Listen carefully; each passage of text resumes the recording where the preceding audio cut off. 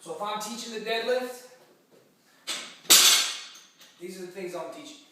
So you can see my feet, I'm going to do it away from the bar. Number one, it's all about this stable midline. And so this back staying flat. And so what we want to do is screw our feet in the ground. So we talked about this before, you screw your feet in the butt gets tight, all the tension's off the low back. And then we hinge the hip just like the power clean. Hinge the hip and then bend our knees to adjust the bar. So that back never breaks. So we're here, this is our midline, hinge, down. Hinge, down. That's our load in. That's our load in to adjust the bar. So we bring that bar in to our shins. I'm ready to deadlift. First of all, I want to feel my body weight in my heels. So I'm driving up through the heels. So I do that same thing, adjust the bar. So I ready to roll. So I'm right there, my back is never broken. I pull the tension out of that bar with my hamstrings. And so we don't want to see this. We don't want to see anything in the shoulders move when you initiate the pull. So I'm tightening the hamstrings right now, and I drive up through the heels, dragging that on my shins, up my thighs.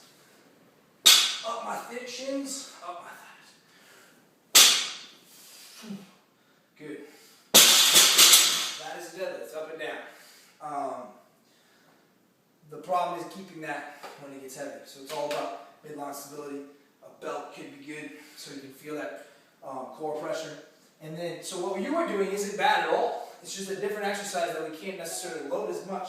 It's called a straight leg Romanian deadlift.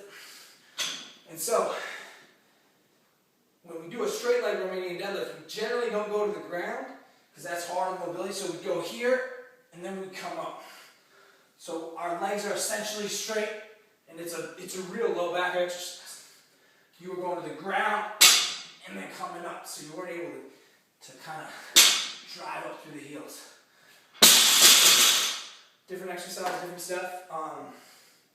Happy to help. Love to work with you in person. As far as coaching from afar, those are the things that I would do. Just that setup. I would start the deadlift from the ground.